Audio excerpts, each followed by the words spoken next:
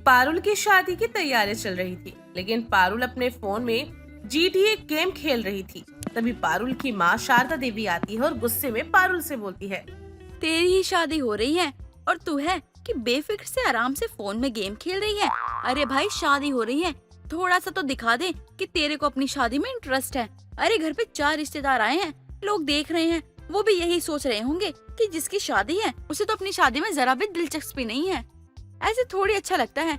माँ, आपको दिखाई नहीं दे रहा मैं अभी गेम खेल रही हूँ। मैं गेम को बीच में छोड़ मैं शादी पर कैसे फोकस कर सकती हूँ? अरे शादी में तो अभी टाइम है, लेकिन मेरी गेम का टाइम निकल गया तो फिर हो गया। अभी आप मुझे गेम खेलने दो, शादी भी बाद में मैं देख लूंगी। आप भी ना, जब आपको पता है कि मैं गेम खेल रही हूँ फिर भी आप ऐसे बीच में आकर डिस्टर्ब करती रहती हो। अरे अपनी इस आदत को तो सुधारो ना माँ। हे भगवान, कैसी निकम्मी और नालायक औलाद मिली है मुझे। मैं तुझे कुछ समझा रही हूँ, ऊपर से तुम मुझसे ही सवाल कर रही हो। मैं ही ऐसे कर रही हूँ। अरे बेटा, शादी तेरी है, शादी की रस्म तुझे करनी है, मेरा क्या है। मैं तो माँ हूँ, मुझे तो बस हर चीज की तैयारी में हाथ बटाना है। लेकिन तुझे सुधरना पड़ेगा ना पहले। वैसे भी शादी के बाद तो गेम खेल नहीं पाएगी, तुझे तो अपनी घर गृहस्थी संभालनी होगी। अब उसकी आदत डाल ले, ये सब खेलने में ना कोई वो नहीं है। फिर तो भूल ही जाओ, क्योंकि शादी के बाद भी मैं अपनी गेम को तो बिल्कुल नहीं छोड़ने वाली हूँ। हाँ, ये जरूर हो सकता है कि अगर मेरी सासू माँ खेलना चाहे तो मैं उन्हें भी खिला सकती हूँ अपने साथ। अब मैं किसी चीज के लिए अपनी गेम में कॉम्प्रोमाइज तो कर नहीं सकती हूँ ना। और शादी हो रही है, इसका मतलब ये थोड़ी ना है कि मुझे आजादी ही नहीं मिलेगी कुछ भी करने की। मुझे तो अपने गेम पसंद है और अपने गेम पर मैं पूरा फोकस करूंगी, इसलिए मैं गेम खेलूंगी और अपने घर को जैसे तैसे संभाल लूंगी। अब मेरे घर वालों को वो पसंद है तो इसमें मेरी कोई गलती नहीं होगी, क्योंकि अब बहू मिली ही गेम खेलने वाली है तो ये उम्मीद भी कैसे कर सकती है कि मैं उन्हें अच्छी लगूंगी। तेरी हरकतों से तो मुझे यही लग रहा है कि तू ससुराल जाके मेरी नाक ही कटवाएगी।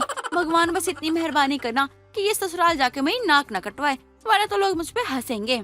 कैसी बेटी है, ससुराल में गई और ससुराल को संभाला भी नहीं ठीक से।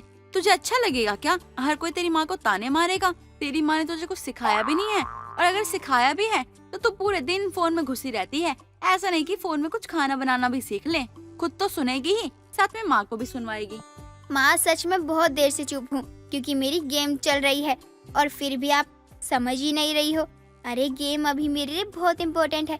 शादी के रस्म वगैरह करने के लिए तो आपने सारे मेहमानों को बुला लिया है ना, उनसे रस्म करवाओ ना। मेरा क्या है, मैं तो होने वाली दुल्हन हूँ ना, मुझे तो आराम ही करना चाहिए और आराम तो मेरी गेम में है, इसलिए मुझे गेम खेलने दीजिए। अब मुझे लगेगा कि मैं गेम थोड़ा सा बोर हो गई हूँ तो मैं खुद आ जाऊंगी, आपको मेरे बोलने की जरूरत नहीं पड़ेगी। ठीक है, अब जाइए यहाँ से अपना काम कीजिए। आपको भी तो कितने सारे काम है, आपकी बेटी की शादी जो है। हाँ बेटा, तेरी शादी होएगी ना तो घर में शांति रहेगी, क्योंकि तू तो शांति लेकर आने वाली है नहीं। जब देखो जब फोन में घुसी रहती है, आसपास क्या हो रहा है क्यों हो रहा है तुझे कुछ मतलब ही नहीं होता है। अपनी माँ से तो तूने आज तक मतलब रखा नहीं है। ससुराल जाने के बाद अपने पति से थोड़ा मतलब रख लियो, ताकि तेरा पति तुझसे गुस्सा ना हो जाए, क्योंकि तू नए घर में जा रही है। शारदा वहाँ से चली जाती है और कुछ दिनों बाद पारुल की शादी हो जाती है। शादी के बाद पारुल अपने ससुराल जाती है। ससुराल आने के बाद पारुल सारे घर का काम तो कर रही थी, लेकिन फोन में लगे हुए। और ऐसे ही एक दिन जब गेम खेलते हुए वो झाड़ू लगा रही थी, तभी उसके सामने निर्मल आ जाती है और पारुल को देखते हुए कहती है। बहू, एक टाइम पर एक ही काम करना चाहिए, तुझे बताया नहीं क्या किसी ने? अगर फोन में गेम खेलनी है तो पहले गेम ही खेल ले, घर के काम बाद में करती रही हो। ऐसे तो तू दोनों ही चीज बर्बाद कर देगी ना। बिल्कुल सही कहा माँ जी आपने, मुझे भी यही लगता है कि हमें एक टाइम पर एक ही काम करना चाहिए। तो एक काम करो, आप ये झाड़ू लगा लो, मैं अपनी गेम खेल लेती हूँ। बहू, अब क्या मैं झाड़ू लगाऊंगी और तू आराम से बैठी रहेगी? ये तुझे क्या ठीक लग रहा है? माँ जी, मैं झूठ नहीं बोल रही हूँ, मुझे ना कुछ भी ठीक नहीं लगता है। मुझे तो बस एक चीज अच्छी लगती है, वो है मेरी गेम। और मैं अभी गेम में पूरी तरह मगन हूँ, और गेम के अलावा बाहर की दुनिया में मुझे ना तो कुछ ठीक लगता है ना ही कुछ अच्छा लगता है। आपने ही कहा था एक टाइम पर एक ही चीज अच्छी करनी चाहिए। मैं अभी एक ही चीज कर रही हूँ, दूसरी चीज आप कर लीजिए। इतना तो आप भी कर सकती हो ना अपनी बहू के लिए। अब मैं भी क्या ही बोलूं, तुझे इतने प्यार से बोल रही हूँ, तुझे मना करने का भी मन नहीं कर रहा। चल कोई बात नहीं, तुझे गेम खेलनी है ना तो तू एक काम कर, गेम खेल ले, मैं तब तक झाड़ू लगा देती हूँ। थोड़ी देर बाद तू सारा काम कर लियो। पारुल इतना बोलकर भी झाड़ू को अपनी सास के हाथ में थमा देती है और अपने कमरे में चली जाती है। निर्मला को भी अपनी बहू का ये सब कुछ करना बचपना सा ही लगता था, इसलिए वो कुछ नहीं कहती। लेकिन उसे क्या पता था कि बहू का ये बचपना नहीं बल्कि उसकी बहू की समझदारी है कि उसे गेम खेलना बहुत ज्यादा पसंद है। ऐसे ही दिन निकल रहे थे। कुछ दिनों बाद पारुल का पति अंकित पारुल से कहता है, क्या यार तुम पागल हो क्या? जब देखो तब फोन में लगी रहती हो। अरे इतना हैंडसम पति है तुम्हारा, कभी पति पे भी ध्यान दे दिया करो। अरे तुम्हें पता है लड़कियां मेरे पीछे ना कितनी मरती हैं और तुम हो कि फोन में घुसी रहती हो। वैसे तुम ये बताओ कि मैं तुम्हें कैसा लगता हूँ? अंकित जी, आप मुझे तभी अच्छे लगते हो जब आप मुझे बिल्कुल भी डिस्टर्ब नहीं करते हो और मुझे अपने गेम खेलने देते हो।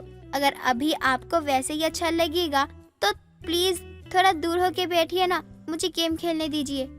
यार मैं तुमसे रोमांटिक बातें कर रहा हूँ और तुम हो कि फालतू की बकवास किए जा रही हो। अरे ऐसी बकवास ना मुझे बिल्कुल पसंद नहीं है। एक काम करते हैं, बाहर डिनर करने चलते हैं और जहाँ तुम बोलोगी ना वहीं चलेंगे। यहाँ काफी अच्छे अच्छे रेस्टोरेंट है, जहाँ तुम बोलोगी ना वहाँ चलेंगे। नहीं, मैं नहीं चाहती। मैं तो बस अभी अपना गेम खेलना चाहती हूँ, जो कि तुम शांति से खेलने दो मुझे। अरे रेस्टोरेंट का क्या है, वहाँ तो कुछ भी नहीं रखा।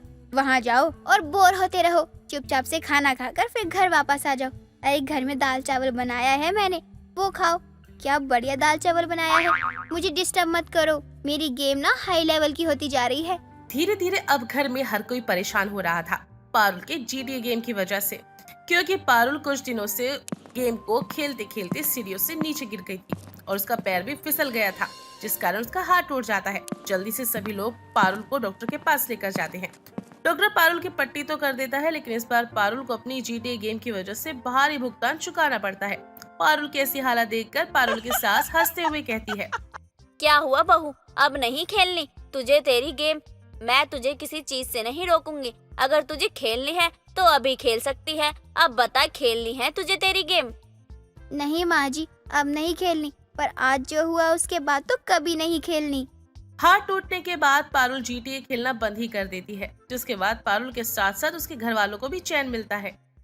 विधि अपनी सहेली रुचि के साथ स्कूटर से कॉलेज जा रही होती है। तभी रुचि अपनी स्कूटी का बैलेंस नहीं बना पाती और एक नई गाड़ी से जाकर लग जाती है। रुचि उस दौरान काफी डर जाती है। यार सुबह किसकी शक्ल देखी थी मैंने, इतना बड़ा कांड हो गया। Control control. आज तो पक्का मैं पुलिस स्टेशन के दर्शन कर लूंगी। विधि तू चुप क्यों खड़ी है, कुछ तो बोल। अरे मैं क्या बोलूं, स्कूटी तो तू चला रही थी ना, तो तुझे ठीक से चलानी चाहिए थी। हमें कॉलेज ही जाना है, स्वर्ग नहीं जाना। तू भी पता नहीं क्यों इतनी जल्दी में स्कूटी चलाने लग गई है। तू तो रहने दे बस, तुझसे मदद क्या मांग ली, तू तो अपना ही ज्ञान देने लगती है। एक काम करते हैं, हमें किसी ने देखा नहीं है, हम यहाँ से चुपचाप निकल जाते हैं। जिसकी भी गाड़ी होगी वो खुद देखे अपना। दोनों वहाँ से जाने लगते हैं। तभी गाड़ी जिसकी होती है वो रोहन वहाँ पर आ जाता है और अपनी नई गाड़ी का हाल देखकर और गाड़ी के पास उन दोनों को देखकर बोलता है, मेरी नई गाड़ी का ये हाल, ये तुम दोनों ने किया है ना? आप पागल तो नहीं हो ना? अरे आप हम पर इतना बड़ा इल्जाम कैसे लगा सकते हो? हमारी आपसे कोई दुश्मनी तो नहीं है। आप गलत बोल रहे हैं, इसका तो कोई सर पैर ही नहीं है। यहाँ तुम दोनों के अलावा कोई और है नहीं और मेरी गाड़ी पर भी स्क्रैच हुआ है। तुम दोनों ही मेरी गाड़ी के पास खड़े हो, तो मैं कैसे मान लूं कि ये तुमने नहीं किया? तो साफ साफ मान लो अब कि ये तुम्हारी गलती है, वरना अच्छा नहीं होगा। आप हमें अकेला देखकर फायदा उठा रहे हो। कहीं से खुद गाड़ी ठुकवा के आए हो और इल्जाम हम पर लगा रहे हो। देखो हमें जाने दो, वरना अच्छा नहीं होगा। रुचि तू क्यों? तू चुप हो जाना विधि, मैं बात कर रही हूँ ना, तू क्यों बीच में बोल रही है? चुप हो जा अब तू। सुनिए, ये गाड़ी हमसे ही ठुकी है, लेकिन आप हमारा विश्वास करो, हमने कुछ भी जानबूझकर नहीं किया, गलती से ही हुआ है। आप हमें माफ कर दो प्लीज। मुझे पता था ये तुम दोनों ने ही किया है। उस पर से ये जो आपके साथ है वो झूठ बोल रही है। अब मैं नहीं छोड़ने वाला। हो गई तुझे तसल्ली? मैं पहले ही बोल रही थी कि तू चुप हो जा, मुझे बात करने दे। वो मान भी जाता मेरे झूठ को सुनकर, लेकिन तुझसे तो रहा ही नहीं गया।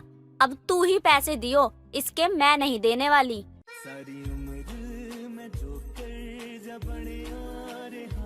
यार तू क्यों ऐसे बोल रही है? गलती तो हमारी थी ना।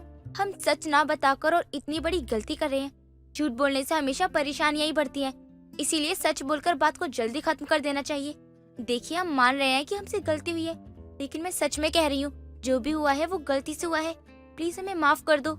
आपने सच सच बोल दिया, इसलिए मैं जाने दे रहा हूँ।